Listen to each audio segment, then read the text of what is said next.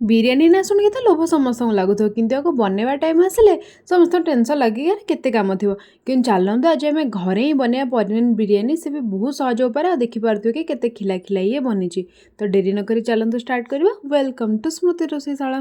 ତ ବିରିୟାନୀ ବନେଇବା ପାଇଁ ମୁଁ ଏଠି 250 ଗ୍ରାମର ପନିର ନେଇଛି। ଆପଣ କ୍ୱାଣ୍ଟିଟି ନିଜ ଅନୁସାରେ କମ୍ ମଧ୍ୟ କରିପାରନ୍ତି। ତ କଢ଼େଇରେ ଟିକେ ସୋରିଷ ତେଲ ନେଇକି ଆକୁ ହାଲକା ହାଲକା ଟିକେ ଫ୍ରାଏ କରିନେବା ସବୁ ସାଇଡ଼୍ରୁ।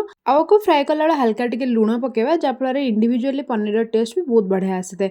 ୟାକୁ ଅତ୍ୟଧିକ ଫ୍ରାଏ କରିବେନି କି ବିନା କଞ୍ଚା ପକେଇଲେ ବି ଏତେ କିଛି ଖାସ୍ ଫ୍ଲେଭର ଆସେନି। ତେଣୁକରି ହାଲକା ଟିକେ ଲୁଣ ପକେଇକି ହାଲକା ହାଲକାକୁ ଫ୍ରାଏ କରିନେବା।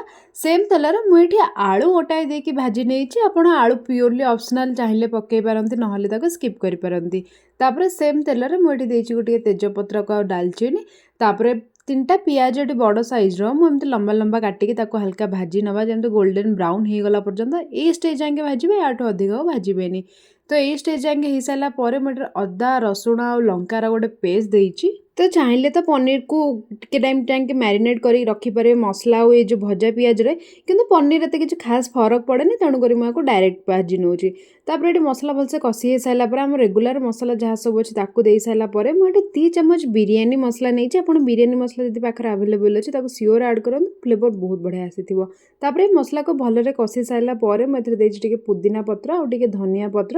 ତା ସହିତ ଆମେ ଯେଉଁ ଭାଜିକି ରଖିଥିବା ଆଳୁକୁ ଦେଇକି ଟିକେ ଟାଇମ୍ କଷି ନେବା, ଯାହାଫଳରେ ଆଳୁରେ ଟିକେ ଫ୍ଲେଭର ଯିବ, ଆଳୁଟା ଆମକୁ ଖାଇଲା ବେଳକୁ ଭଲ ଲାଗିବ। ତ ଏଠି ମସଲା ଭଲସେ କଷି ସାରିଲା ପରେ ଆବଶ୍ୟକ ଅନୁସାରେ ଏଥିରେ ଗରମ ପାଣି ଟିକେ ଦେଇଦେବା। ତାପରେ ଯେତେବେଳେ ଫୁଟିଯିବ ଭଲରେ, ସେଥିରେ ଆମେ ଆଡ଼୍ କରିବା ଆମ ପନିର। ତ ପନିରକୁ 2-4 ମିନିଟ୍ ଫୁଟେଇବା। ଆଉ ଆମ ତରକାରୀର କନସିଷ୍ଟେନ୍ସି ଏଇଭଳିଆ ହିଁ ରଖିବା, ନା ଅଧିକ ପାଣିଆ ନା ଅଧିକ କାଠୁଆ। ତ ଏଇଭଳିଆ ହେଲା ପରେ ଗ୍ୟାସ୍ ଅଫ୍ କରିଦେବା। ତାପରେ ଆମେ ଏଠି ଯିବା ଆମ ଚାଉଳର ପ୍ରିପାରେସନରେ। ତ ଏଠି ଡିସ୍ରେ ପାଣି ନେଇକି ଏଠି ଆପଣ ଯାହା ବି ଗୋଟା ମସଲା ଦେଖୁଛନ୍ତି ଏଗୁଡ଼ା ସବୁ ଆଡ଼୍ କରିବା। ତାପରେ ଟିକେ ସାହି ଜିରା ଆଡ଼୍ କରିବା। ତାପରେ ଟିକେ ଲୁଣ ଆଡ଼୍ କରିବା। ଲୁଣର କ୍ୱାଣ୍ଟିଟି ଟିକେ ଅଧିକ ହିଁ ରଖିଥିବେ।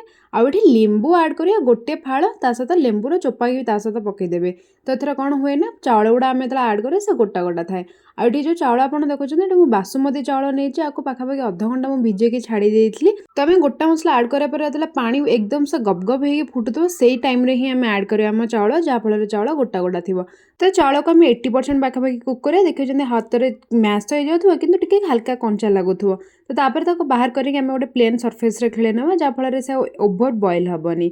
ତ ସେମ୍ ପ୍ୟାନ୍ରେ ମୁଁ ଏଠି ଆମର ଯେଉଁ ପନିରର ତରକାରୀ ବନେଇକି ରଖିଥିଲି ତାକୁ ତଳେ ଗୋଟେ ଲେୟର ଦେଇଦେଉଛି। ତାପରେ ରାଇସ୍ର ଗୋଟେ ଲେୟର ଦେଲା ପରେ ଏଠି ତରକାରୀର ଗୋଟେ ଗ୍ରେଭି ମୁଁ ରଖିଥିଲି ତାକୁ ଟିକେ କଲର୍ ପାଇଁ ଆଡ଼୍ କରିଦେଉଛି। ଆଉ ଏଠି ଧନିଆ ପୁଦିନା ଆଉ ଯେଉଁ ଆମେ ପିଆଜ ଭାଜିକି ରଖିଥିଲେ ତାକୁ କିଛିଟା ଆଡ଼୍ କରିସାରିଲା ପରେ ଏଠି ଆମେ ଢାଙ୍କିକି 15 ମିନିଟ୍ର ହିଁ ମୁଁ ଏଠି ଦମ୍ ଦେଉଛି। ଆପଣ ନିଜ ଚାଉଳର ଯେମିତି ସିଝିଛି ସେ ଅନୁସାରେ କମ୍ ଅଧିକ ଦମ୍ର ସାଇଜ୍ କରିପାରନ୍ତି। ତ 15 ମିନିଟ୍ ପରେ ଗ୍ୟାସ୍ ଅଫ୍ କରିକି ମୁଁ ଆକୁ ଏକ୍ସଟ୍ରା 5 ମିନିଟ୍ ଛାଡ଼ି ଦେଇଥିଲି। ତାପରେ ଏଠି ଦେଖନ୍ତୁ ମୁଁ ଢାଙ୍କୁଣି କାଢ଼ିକି ଆପଣଙ୍କୁ ଦେଖାଉଛି, ପୁରା ଗରମ ତ ଅଛି, ଫିର୍ ବି ଚାଉଳ କେତେ ଗୋଟା ଗୋଟା ଅଛି, ଆଉ ତଳୁ ବି ବିଲକୁଲ ଲାଗିନି।